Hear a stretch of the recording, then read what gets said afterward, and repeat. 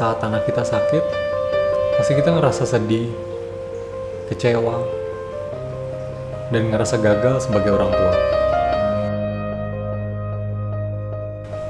Tapi justru pada saat itu, kita harus lebih kuat dan terus berjuang. Karena meskipun lagi terbaring di rumah sakit, anak kita tetap bisa ngerasain semangat dan kasih sayang orang tuanya agar ia bisa sembuh.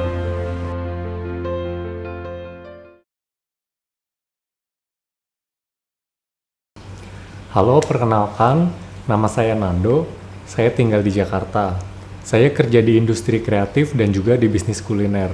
Mungkin sebagian teman-teman udah pada tahu kalau tepat setahun yang lalu, anak saya, Elena, kena penyakit meningitis yang komplikasi ke hidrosefalus. Pada waktu itu, Elena baru berumur 7 bulan. Dirawat total sampai 2 bulan di rumah sakit. Nah, kemarin Elena baru ulang tahun yang kedua. Dan pada kesempatan ini, saya mau sharing ke teman-teman semua tentang perjalanan Elena sampai hari ini. Jujur aja, ceritain hal ini bukanlah suatu hal yang mudah. Karena bisa dibilang, kejadian ini benar-benar fase tergelap dan terberat dalam hidup yang saya dan istri saya alami saat ini. Semua rasa sedih, kecewa, merasa gagal sebagai orang tua, campur aduk jadi satu. Dan buat bangkit dari apa yang udah kita alami juga merupakan proses yang selama ini masih kita jalanin sebagai keluarga. Tapi saya merasa perlu untuk sharing tentang Elena kepada teman-teman semua. Yang pertama, karena banyak teman-teman dan saudara-saudara yang sayang dan support Elena. Jadi saya mau update ke teman-teman semua kabar Elena saat ini. Banyak yang nanyain kabar Elena atau bahkan mungkin nggak enak untuk nanya ke saya gimana perjalanan Elena kemarin. Terus karena kemarin banyak yang nanyain juga, kok bisa kena ya? Terus gejalanya apa? Vaksinnya lengkap atau enggak? Nah, harapan saya dengan saya bagi cerita ini kurang lebih bisa kasih gambaran tentang meningitis, hidrosefalus, menurut sepengetahuan saya sebagai orang awam. Jadi kalau masih ada yang mau input, silakan aja ya, kita saling sharing. Terus kalau misal amit-amit sampai ada yang lagi kena, semoga bisa ngebantu dari sisi informasi. Karena pas awal saya tahu Elena kena meningitis, itu bener-bener bingung banget harus gimana. Akhirnya Google dan nanya sana-sini. Saya mau ngasih tahu kalau treatment awal itu penting banget dan kita benar-benar bertarung lawan waktu. Yang terakhir dan juga hal yang penting, mungkin saat ini saat kalian mendengar cerita ini, kalian juga lagi ngerasain hal atau kondisi yang sama. Mungkin ada keluarga yang lagi sakit atau berjuang dalam masa penyembuhan. Dengan cerita ini semoga bisa ngasih kekuatan. Jujur aja saya dan istri punya teman-teman untuk saling sharing. Dan dengan saling berbagi cerita, kita bisa saling ngasih kekuatan. Apalagi kalau yang sama-sama lagi atau pernah ngejalanin hal yang serupa. Kita bisa saling ngerasain koneksi yang berbeda. Ada empati yang kita rasain yang jauh lebih dalam, lebih dari simpati orang-orang yang dari sekitar kita. Jadi meningitis itu apa sih? Meningitis itu adalah infeksi yang terjadi pada meninges, lapisan pelindung atau selaput otak, dan juga saraf tulang belakang. Meningitis itu disebabkan bisa dari bakteri, virus, jamur, atau juga parasit. Nah, yang sering ini yang infeksi dari bakteri sama virus. Bakteri sendiri ada macam-macam, seperti Streptococcus pneumonia, HIV, Listeria, E. coli. Yang sering saya dengar dari teman-teman yang sharing itu banyak yang kena bakteri TB atau tuberkulosis.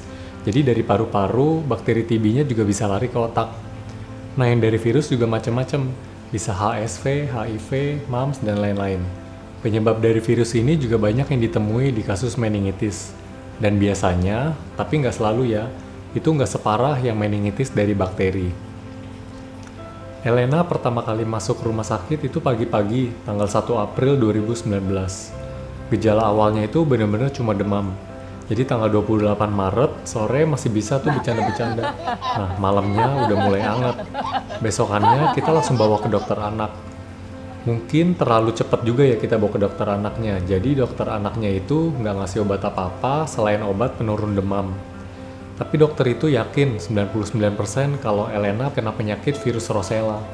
Mungkin pada waktu itu emang lagi banyak atau beberapa kasus bayi yang lagi kena virus serupa. Terus dokter bilang kalau 3 hari demamnya nggak turun, baru cek darah. Nah, waktu itu Elena nggak ada tuh ras atau ruam kulit yang kayak bintik-bintik merah di badan yang jadi gejala roseola. Jadi sementara masih disuruh pantau demam, nafsu makan, kompres, terus minum obat penurun demam kalau lagi demamnya tinggi. Oh iya, waktu itu juga dikasih obat kejang, stay solid buat jaga-jaga. Nah, selama 3 hari itu demam Elena naik turun tuh di kisaran 38 sampai 39 derajat. Kalau malam udah mulai susah tidur. Elena kan udah mulai MPASI, jadi dari 6 bulan udah mulai belajar makan tuh. Nah, nafsu makannya juga pelan-pelan berkurang. Sampai tanggal 30 Maret masih mau makan. Pas udah tinggal 31 Maret udah mulai susah tuh makannya, jadi cuma mau minum susu doang. Nah, tapi yang bikin kita ragu itu di badannya nggak muncul yang namanya ruam-ruam atau bintik-bintik merah yang jadi ciri khasnya gejala roseola. Cuma karena ngira bener karena virus roseola yang katanya bisa sembuh sendiri, jadi kita nunggu dan observasi. Berhubung udah 3 hari demamnya nggak turun-turun juga, jadi pas tanggal 31 malam kita udah sepakat nih sama istri. Oke, besok kita mau bawa Elena untuk cek darah. Oh iya, mulai tanggal 30 dan 31 tuh sebenarnya udah ada satu gejala lagi yang sebenarnya kita nggak gitu sadar. Yaitu lehernya udah mulai kaku atau namanya kaku kuduk, jadi lehernya mulai narik-narik ke belakang kayak begitu. Nah, kita tuh nggak sadar, soalnya emang dari dulu si Elena emang suka posisi kayak begitu. Jadi kita mikir, oh Elena emang lagi nyari posisi yang nyaman aja. Pas tanggal 1 April, pagi-pagi pas lagi siap-siap mau ambil darah, kita lihat El kok pucat banget, bibirnya biru. Kita buru-buru mau berangkat. Tiba-tiba El kejang-kejang untuk pertama kalinya.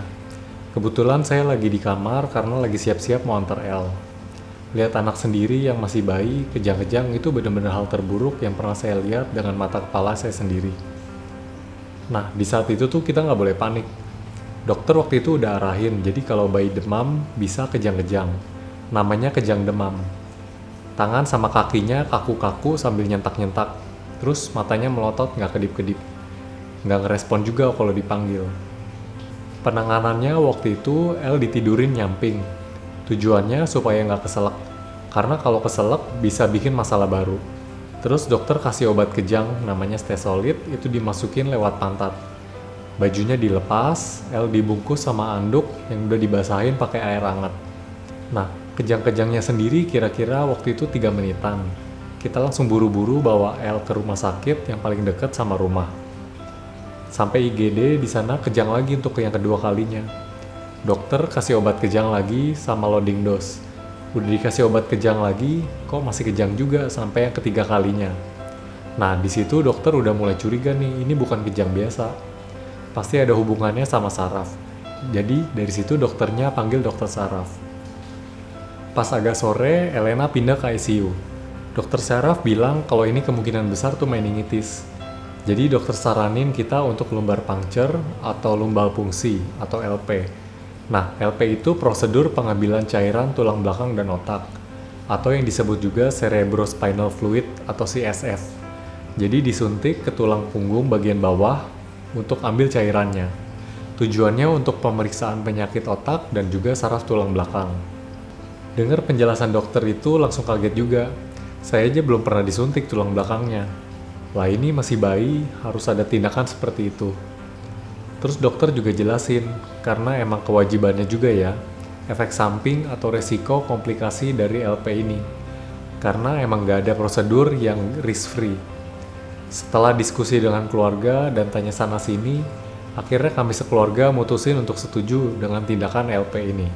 Dan bener aja dari hasilnya, cairannya tuh warnanya keruh.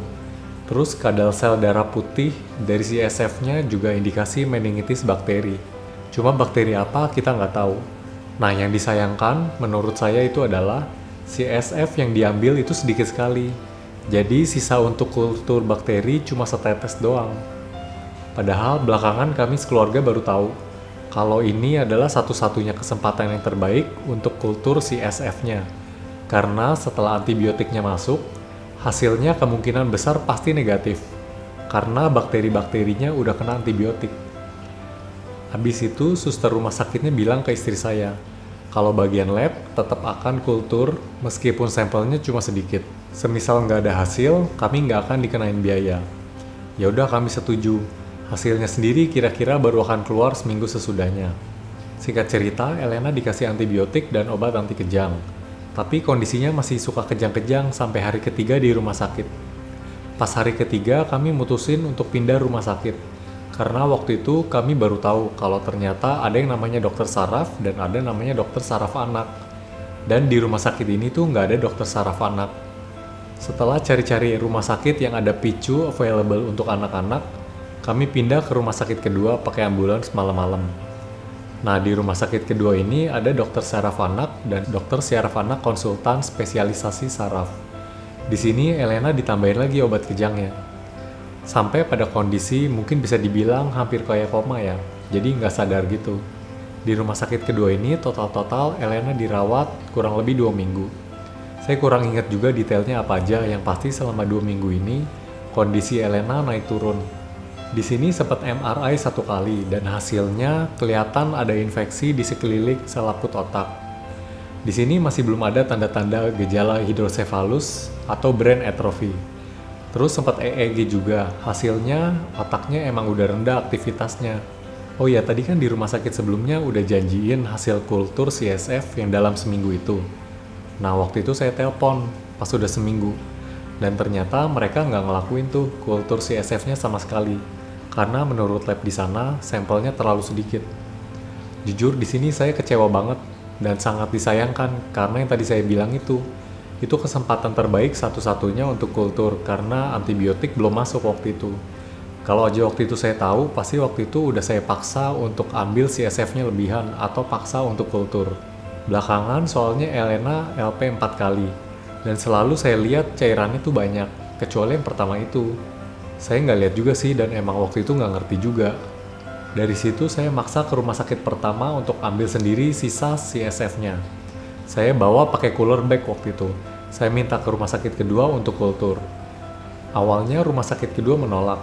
Tapi setelah saya bilang kalau saya menerima apapun hasilnya dan tanda tangan surat persetujuan sebelumnya, akhirnya pihak rumah sakit kedua mau setuju untuk kultur. Hasilnya, nah di situ positif ada bakteri Salmonella. Nah, inilah pentingnya kultur karena kalau kita udah tahu penyebabnya apa, pengobatannya bisa tepat. Cuma di sini ada 3 faktor yang bikin hasil kultur kedua ini jadi kurang valid. Yang pertama, karena sampelnya udah kelamaan, yaitu udah seminggu setelah spinal tap. Kedua, sampel udah berpindah nih dari rumah sakit pertama ke rumah sakit yang kedua. Ketiga, kita nggak tahu penyimpanan di rumah sakit pertama ini seperti apa untuk sampel yang udah nggak dipakai ini. Apakah media dan suhunya sesuai? Hal-hal ini selalu saya jelasin ke dokter yang baca hasil kulturnya. Bisa dibilang setengah dari mereka setuju dengan hasil kulturnya, setengahnya lagi bilang kalau hasilnya ini udah nggak valid. Tapi yang pasti Salmonella itu ada dalam daftar bakteri yang tidak resisten terhadap ceftriaxone. Jadi ceftriaxone tetap dilanjutin. Selama di rumah sakit kedua ini, demam dan kadar infeksinya sempat turun. Sampai Elena udah boleh pindah dari ICU ke kamar biasa. Kami sekeluarga bisa sedikit bernapas waktu itu. Tapi tiba-tiba dalam beberapa hari Elena demam lagi dan kadar infeksinya dalam darah juga naik lagi. Demamnya itu konstan di 39-an. Cuma turun dikit kalau dikasih paracetamol. Pas efek paracetamolnya habis naik lagi ke 39-an. Denyut jantung juga tinggi banget waktu itu, bisa sampai 150 sampai 150-an kalau lagi demam. Itu bener-bener bikin panik. Ini berlangsung beberapa hari. Dokter juga bingung ini demam apa ada infeksi di tempat lain. Jadi dokter panggil spesialis lain seperti paru-paru, internis, THT, tapi semua dokter bilang kalau Elena nggak ada infeksi. Dokter khawatir ini ada infeksi nosokomial. Itu adalah infeksi dari rumah sakit karena pasien lain. Emang sih pelayanannya bagus, tapi ruang ICU-nya di sana menurut saya pribadi punya resiko untuk infeksi. Jadi satu ruang ICU itu bisa ada 6-8 bed. Yang sekatnya pakai tirai yang seringkali dibuka supaya bisa tetap dipantau sama susternya. Saya lihat di sebelahnya tuh ada pasien yang nafasnya pakai ventilator, terus macem-macem pasien lain dengan macem-macem penyakitnya. Kadang saya suka ngobrol dengan keluarga-keluarga pasien-pasien tetangga. Kita seringkali menghibur dan saling menguatkan. Di sini kita juga melihat perjuangan-perjuangan teman-teman yang senasib sama kayak kita. Bahkan seringkali saya sekeluarga juga bisa melihat sisi positif dari apa yang kita alami. kalau ngelihat pasien lain dengan penyakit-penyakit yang bisa dibilang lebih parah dari Elena. Bahkan bisa sakit sampai komplikasi 4 penyakit sekaligus. Terus kita juga nginep di satu ruangan untuk pendamping bareng-bareng. Nah, di situ kita suka saling cerita-cerita. Jadi di sini tuh ada satu ruangan khusus yang disediain matras-matras untuk keluarga pasien yang nungguin pasien ICU. Saya sama istri ganti-gantian nungguin di sini. Meski lebih sering istri saya yang nungguin. Karena Elena masih minum ASI, jadi istri lebih sering standby di sana.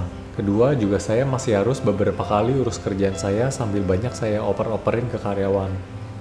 Jujur aja, meski lebih capek nungguin di rumah sakit, tapi lebih enak nungguin di rumah sakit karena ngerasa lebih dekat sama Elena. Kalau pulang ke rumah, lihat ranjang Elena kosong, yang ada pikiran tuh makin kemana-mana. Dan sedih, malah makin gak bisa tidur. Di sini peran keluarga tuh penting untuk saling ngebantu dan nguatin. Antara suami istri juga. Terus banyak berdoa, berpikir yang positif. Balik lagi dengan kondisi demam tinggi yang nggak tahu kenapa. Terus belum lagi tahun lalu tuh bakal libur panjang, soalnya ada pemilu, Jumat Agung, 5 hari libur panjang, pasti tenaga medis di sini makin terbatas. Kami mulai ke arah kalau untuk berpikir kalau Elena akan dibawa ke luar negeri. Kalau nggak ke Singapura, pilihannya waktu itu ke Malaysia. Sebelumnya udah ada dari awal sih kita pertimbangin untuk bawa ke luar negeri. Karena banyak teman-teman dan saudara yang rekomendasiin juga. Atau bahkan mereka maksa Elena untuk dibawa ke sana. Tapi karena pertimbangan kondisi Elena belum stabil, dan masalah juga resiko karena harus transport ke sana. Kami akhirnya masih jalanin perawatan di rumah sakit kedua ini. Dan memang di sini sempat turun juga demamnya. Akhirnya kita mutusin untuk berobat ke Singapura karena berbagai pertimbangan. Yang pertama, kita tuh udah hubungin rumah sakit di Penang sama di Singapura. Tapi yang lebih responsif tuh yang di Singapura. Sedangkan kalau di Penang tuh kurang responsif. Nah kan kita juga takut ya kalau kita udah pindah negara, terus luntang-lantung. Yang kedua, ada saudara istri juga yang tinggalnya di Singapura. Yang ketiga, banyak referensi yang lebih ngarahin kita untuk ke Singapura. Yang keempat, biaya transport ke Singapura waktu itu lebih murah daripada ke Malaysia. Meskipun biaya pengobatannya lebih mahal ya. Kita waktu itu pikir kurang lebih jadinya akan mirip-mirip karena selisih di transport itu. Padahal kenyataannya jauh lebih mahal Singapura ketimbang Malaysia. Oke, jadi waktu itu pada tanggal 17 April malam, saya dan istri dan Elena pergi ke Singapura. Nggak pernah kepikir sebelumnya kalau trip pertama bareng Elena itu bakal kayak begini. Perasaan campur aduk banget deh. Tapi kita sebagai orang tua harus kuat, karena kami yakin Elena bisa ngerasain kehadiran orang tuanya. Begitu juga sebaliknya. Kita ngelihat Elena berjuang begitu keras, masa kita sebagai orang tua nggak bisa kuat. Begitu sampai di Singapura, emang beda sih. Dokternya udah nungguin tuh kedatangan kita, jadi di sana kan udah sampai jam 1 pagi. Dokternya udah nungguin di ruang ICU. Kita jelasin kronologinya, kita bawa data-data dari rumah sakit sebelumnya. Akhirnya dokter mutusin untuk Elena lakuin LP dan MRI lagi besok. Saya nanya, besok dok? Terus dokternya jawab, iya besok pagi. Dan bener aja, besoknya jam 9 pagi dokternya udah ada, udah siapin semuanya untuk MRI pagi-pagi. Kaget juga sih, karena di Indonesia saya bisa nunggu 3-4 hari untuk bisa MRI. Habis itu sorenya Elena LP, habis itu pindah ke kamar biasa. Karena saya bilang ke dokternya kalau biaya pengobatan ini tuh nggak ditanggung asuransi. Dan juga saya bukan orang yang tajir melintir. Dokternya ngerti sih dan dokternya suportif juga. Dari hasil MRI dan CSF, emang ada indikasi kalau infeksinya tuh masih ada. Dari hasil pemeriksaan, emang nggak ketahuan juga demam selanjutnya itu dari mana. Kemungkinan emang dari infeksi dari otaknya, jadi bukan dari bagian lain-lain. Singkat cerita, Elena lanjut treatment kurang lebih sama, intinya sih antibiotik, ceftriaxone. Cuma di sini dokternya tambahin sama ciprofloxacin. Pelan-pelan kadar infeksinya turun, tapi tetap masih ada.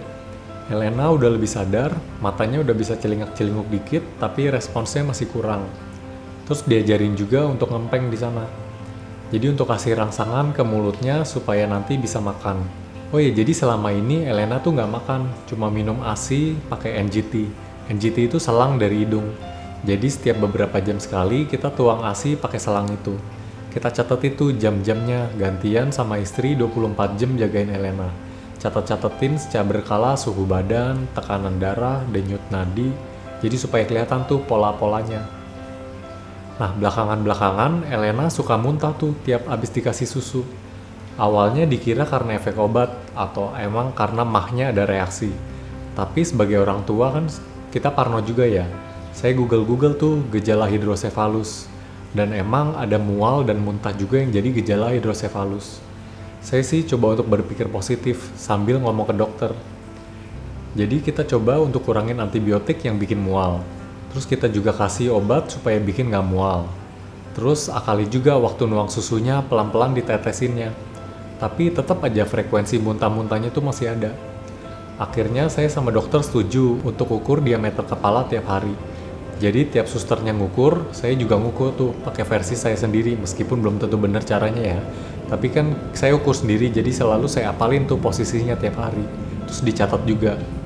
Karena emang khawatir diameternya nambah pelan-pelan. Akhirnya dokter mau CT scan. Dan bener aja pas hasil CT scan, rongga di otaknya tuh udah makin gede. Jadi kelihatan gitu ada tekanan di otaknya dan dokter bilang kalau ini Elena kena hidrosefalus. Saat itu juga saya sama istri lemes, tapi harus kuat juga buat jalanin ini semua. Dokter bilang kalau obat-obatan tuh nggak ampuh buat nolongin hidrosefalus dan jalan terbaik lewat operasi pemasangan syan. Syan itu selang buat ngalirin kelebihan cairan dari otak, dialirin ke pencernaan. Jadi dari otak kita ditembus, ditanam selang sampai ke dalam. Terus selangnya disambungin lewat bawah kulit sampai ke saluran pencernaan. Terus saya nanya, kapan dok dipasangnya? Dokternya bilang paling baik kalau setelah infeksi ini sembuh. Karena kalau masih ada infeksi, takutnya pemasangan syan ini terkontaminasi dan malah menimbulkan masalah baru atau selangnya harus dipasang ulang. Saya langsung nanya-nanya tuh ke dokter berapa kira-kira biayanya. Mahal juga ya. Jujur waktu itu saya ke Singapura nggak kepikir bakal operasi pasang selang. Setelah timbang-timbang dan konsultasi sana-sini, akhirnya saya bilang ke dokter kalau saya punya opsi untuk operasi di Penang karena faktor biaya. Dokternya kooperatif sih, dia bilang kalau di Penang itu bagus juga dan jauh lebih murah. Jadi setelah saya bikin appointment sama dokter dan rumah sakit di Penang, dokter di Singapura bantu juga hubungin dokter yang ada di Penang.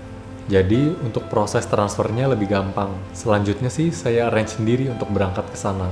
Tanggal 7 Mei kami pindah ke Penang. Jadi total di Singapura itu 20 hari. Perjalanan ke Penang nggak semenyeramkan waktu kami berangkat ke Singapura. Karena kondisi Elena waktu itu udah bisa dibilang lebih stabil. Cuma kami harus lebih cekatan aja karena waktu itu kami nuang-nuang sendiri ASI-nya lewat NGP-nya untuk kasih Elena makan. Singkat cerita, di Penang kami lanjutin antibiotik sampai infeksinya sembuh. Kurang lebih total Elena terima antibiotik dari awal itu 7 minggu non-stop, sampai infeksi bakterinya bener-bener hilang. Terus ada tambahan obat lagi, karena efek dari hidrosefalusnya bikin Elena suka rewel kesakitan, dan badannya dikakuin gitu. Oh ya, di sini Elena juga udah mulai fisioterapi. Di Penang, Elena jalanin 2 kali MRI. Selama jarak antara 2 MRI itu, ukuran cairan di kepala Elena kurang lebih sama, cuma nambah dikit. Beda dibanding penambahan sebelumnya yang signifikan. Jadi dokter bilang ada 2 kemungkinan. Yang pertama, emang benar ada hidrosefalus. Yang cairan ini akan selalu nambah seiring berjalannya waktu dan bikin kepala Elena makin gede kalau nggak dioperasi. Yang kedua, cairan dalam kepala ini ada cuma untuk mengkompensasi atau mengisi ruang yang kosong karena brain atrophy atau otak Elena yang terkikis sama infeksi bakteri. Jadi ibarat volume otak berkurang, tapi kan rongga kepala tetap. Jadi diisi sama cairan supaya jadi balance. Nah kelihatannya menurut pengamatan saya, dokter sarafnya lebih ke arah kemungkinan yang pertama. Tapi dokter bedahnya lebih kemungkinan yang kedua. Cuma karena mereka satu tim, jadi mereka sepakat untuk saranin kita untuk pulang dulu karena infeksinya udah reda dan sambil nunggu lihat perkembangan selanjutnya dari cairan ini. Jadi setelah total 3 minggu di rumah sakit ini, tanggal 23 Mei kami keluar dari rumah sakit. Tapi kami sekeluarga belum beli tiket pulang ke Jakarta karena kami masih belum yakin. Kami masih tinggal beberapa hari lagi di Penang untuk lihat sikon. dan juga mau cari second opinion dari dokter bedah lain di sana. Kebetulan dokter ini pernah operasi keponakannya istri dulu, jadi lumayan recommended. Nah, terus kenapa waktu itu ke Penang pertama kali kita nggak ke dokter ini aja? Jawabannya karena di rumah sakit dokter rekomendasi ini nggak ada dokter saraf anaknya. Jadi kita cari rumah sakit yang ada dokter saraf anak dan dokter bedah saraf. Agak ribet ya, tapi emang begitu. Tanggal 27 Mei kita bikin appointment sama dokter bedah ini. Menurut dia emang harus dioperasi untuk pasang sian. Dan singkatnya kami setuju. Tanggal 28 Mei masuk opnam, ambil CSF lagi. Cuma bedanya ini ambil CSF-nya langsung dari kepala. Kalau sebelum-sebelumnya kan ngambil dari tulang belakang. Ini untuk mastiin 100% kalau bener-bener nggak ada bakteri lagi di otaknya. Seperti yang tadi dibilang, kalau nggak steril itu bisa bikin masalah baru. Saya pernah baca ada beberapa kasus operasi sian yang harus dipasang ulang karena terjadi infeksi. Setelah yakin udah nggak ada infeksi lagi, tanggal 1 Juni Elena dioperasi. Dan thanks to God, operasinya berjalan lancar. Setelah operasi, El udah nggak muntah-muntah lagi kalau habis minum susu, terus lingkar kepalanya juga pelan-pelan mulai berkurang. Oh iya, ada satu alasan lagi sebenarnya kenapa kita nggak langsung balik ke Jakarta waktu itu. Sekitar tanggal itu tuh udah mau lebaran dan libur panjang lagi. Dan sepertinya saya kurang confident juga sama kondisi pelayanan di rumah sakit kalau lagi libur panjang di Jakarta. Kalau di Malaysia itu liburnya cuma pas tanggal Idul Fitrinya aja, yaitu 3-4 Juni. Jadi bisa operasi tanggal 1 Juni itu udah lumayan pas lah tanggalnya menurut kami waktu itu. Kami stay di sana beberapa hari sampai tanggal 6 Juni, terus kita pulang ke Jakarta. Sampai Jakarta bisa dibilang kondisi Elena udah lebih stabil. Meskipun sempat pas balik Jakarta, besokannya langsung demam lagi dan bikin panik. Karena ternyata waktu itu kena virus, yaitu virus hand, foot, and mouth disease. Kalau kali ini muncul ras atau ruam di kulitnya. Nah kalau pas meningitis itu nggak ada. Dan dalam beberapa hari virus ini sembuh sendiri sih. Nah, after effects atau gejala sisa dari penyakit ini tuh apa aja sih? Jadi setiap orang tuh bisa beda-beda. Saya salah satu dari sekian survivor yang harus bersyukur karena masih diberi kesembuhan. Mungkin kalau dengar meningitis, ada di kepala kita sejumlah nama yang tidak tertolong karena meningitis. Kalau dari konsultasi sama dokter di rumah sakit di Indonesia, tingkat kematian dari meningitis itu sekitar 20%. Dulu pas saya lagi browsing-browsing, serem juga sih kalau baca dari gejala sisa dari meningitis. Jadi kalau gejala sisa dari meningitis itu bisa banyak banget. Bisa gangguan perkembangan, pendengaran, penglihatan, keseimbangan, hidrosefalus, cerebral palsy, epilepsi, dan macam-macam. Namanya juga kena di pusat saraf, jadi dampaknya itu bisa kemana-mana, tergantung tingkat kerusakan dan infeksi di otak, atau daerah mana otak yang kena. Untuk Elena sendiri, secara realistis saya harus bilang ada beberapa gejala sisa yang masih terus kita upayain.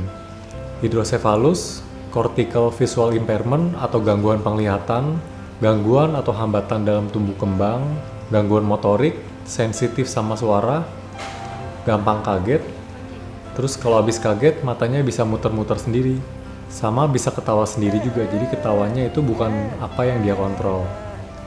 Dulu saya berdoa sama Tuhan, semoga Elena bisa jadi salah satu yang beruntung yang bisa sembuh tanpa gejala sisa apapun. Tapi sekarang saya sadar, dari sekian gejala sisa yang ada, saya masih beruntung karena masih dikasih kesempatan Tuhan untuk jadi orang tua Elena sekali lagi. Setelah itu treatment Elena sekarang ini, itu kontrol beberapa kali ke Penang, cuma sekarang karena lagi pandemi, kita nggak kontrol ke Penang. Terus yang kedua, fisioterapi rutin. Jadi setiap hari di rumah, terus beberapa kali seminggu kita ke klinik. Cuma sekarang ini karena lagi COVID, jadi kita di rumah aja. Paling beberapa kali kita manggil fisioterapisnya untuk datang ke rumah. Yang ketiga, ada juga beberapa dokter bedah saraf di Jakarta, sama dokter saraf anak juga. Cuma kita belum ketemu yang firm sama jawabannya. Semua kurang lebih masih sama. Ya maklum juga sih, otak manusia itu kan nggak kayak komputer, yang kalau rusaknya ini, ya obatnya ini. Dokter masih harus mengira-ngira juga trial and error obat yang mana yang sesuai sama Elena. Terus yang keempat, kita juga ada pengobatan alternatif, jadi kayak akupuntur, terus juga ada minum Phytochem. Yang pasti selama nggak ngebahayain Elena, kita akan coba. Jadi setelah sembuh sampai sekarang itu udah 1 tahun lebih, Elena udah mulai bisa tegakin kepala sih. Meskipun belum sepenuhnya tegak, tapi dia udah mulai bisa. Kalau untuk bangun, duduk sendiri sama tengkurep masih belum bisa sih. Tapi kalau dari posisi kita gendong, dia udah mulai maksa lah buat bangun. Terus jadi kayak sit up gitu. Terus sama dia nggak suka kalau digendong sambil tiduran. Udah mulai suka ngoceh-ngoceh dikit, apalagi kalau mulai minta empeng tuh. Oh ya, Elena juga suka banget ngempeng karena sejak sakit itu stimulasinya kan lewat empeng. Jadi dia keterusan tuh sampai sekarang. Kalau ngempeng tuh udah kayak ada efek tenangnya buat Elena. Kita lagi nyoba sih kurangin pelan-pelan, jadi kasih empeng kalau Elena lagi mau tidur aja. Cuma ya kadang-kadang nggak tega, tapi pelan-pelan lah kita coba. Terus kayak yang tadi saya juga bilang, kalau Elena tuh bisa ketawa sendiri, bukan atas dasar kemauan dia. Jadi kalau misalkan ada hentakan di sarafnya yang bikin dia kaget, terus kadang dia bisa ketawa sendiri aja gitu. Tapi terkadang kalau kita bercanda-bercandain, Elena udah mulai bisa respon sih. Kadang dia udah mulai bisa senyum-senyum, nyengir-nyengir gitu. Kalau makan, Elena lumayan pinter tuh. Cuma kalau untuk minum, dia agak kurang suka. Jadi suka dilepeh-lepeh gitu. Harus kita agak paksa buat dia minum. Kalau matanya, meskipun ada gangguan, tapi Elena udah mulai bisa sih ngikutin warna-warna dasar. Ya kayak yang biru, hijau, merah, kuning. Dia mulai tuh bisa ngikutin. Meskipun baru bentar, tapi ya dia udah mulai sadar lah. Jadi kalau sama orang, dia lebih ngerasain kehadiran dari suara. Saya yakin sih kalau Elena udah mulai bisa bedain ini suara siapa, ini suara siapa. Untuk ukuran perkembangan selama 1 tahun, emang bisa dibilang agak terhambat. Tapi bukan berarti nggak ada perkembangan sama sekali. Kita semua harus optimis kalau Elena pasti bisa. Karena kalau kita menyerah, siapa lagi yang bisa support Elena? Ada satu dokter yang bilang belak-belakan, kalau sebenarnya yang sakit itu sekarang ya orang tuanya Elena ini. Ya ada benernya juga sih. Elena udah berjuang melawan penyakitnya. Sekarang giliran orang tuanya supaya bisa lebih kuat lagi untuk support Elena. Nah terus buat yang nanya, sebelumnya Elena vaksin lengkap atau enggak? Elena vaksin lengkap. Waktu saya konsultasi sama dokter di rumah sakit, beliau bilang kalau vaksin yang ada di Indonesia itu baru mengcover sekitar 60% penyebab dari meningitis. Sisa 40%-nya itu belum tercover sama vaksin. Terus kenanya gimana tuh? Intinya meningitis itu menyerang ketika daya tahan tubuh lagi belum sempurna atau lagi lemah. Makanya banyak yang kena itu di anak kecil sama orang tua. Tapi nggak menutup kemungkinan bisa juga kena pada usia muda. Saya ada dengar kasus juga yang kena di usia 20-30-an, tapi lebih sedikit. Penyebabnya sendiri bisa bermacam-macam. Dan untuk Elena sendiri, kita nggak ada yang tahu. Dokter pun juga nggak tahu. Yang tahu cuma Tuhan sama bakteri itu sendiri. Mungkin saya akan ceritain di video yang terpisah faktor-faktor apa yang mungkin jadi penyebab di kasus Elena ini. Karena kalau diceritain di sini mungkin bisa jadi kepanjangan videonya. Intinya ketika bakteri atau virus itu masuk ke dalam badan kita, bisa dari manapun, dari mata, mulut, hidung, terus masuk ke sistem peredaran darah kita, akhirnya jadilah meningitis karena bakteri itu bisa masuk ke selaput otak dan ke otak kita. Nah, mungkin sampai di sini cerita saya tentang perjalanan Elena melawan meningitis. Saya berharap sedikit atau banyak bisa menjadi pelajaran buat kita semua. Saya tentu juga nggak mau ada dari kita yang terkena penyakit meningitis. Tapi kalau sampai ada dari kita atau keluarga kita yang kena, ingat gejala-gejalanya. Demam, pusing, nyeri kepala yang berlebihan, kaku kuduk atau leher belakang kaku, bahkan bisa mulai kejang-kejang, lebih baik tuh udah mulai waspada. Ingat kalau bertarung sama meningitis itu juga berarti bertarung sama waktu. Karena kalau telat dikit aja bisa fatal akibatnya. Buat yang masih mau nanya-nanya tentang meningitis atau tentang Elena, atau mau kasih rekomendasi treatment, atau juga mau sharing tentang pengalamannya, feel free untuk komen ya. Sekali lagi terima kasih atas dukungannya buat Elena. Saya tahu meskipun kita jarang ketemu, tapi teman-teman sayang sama Elena.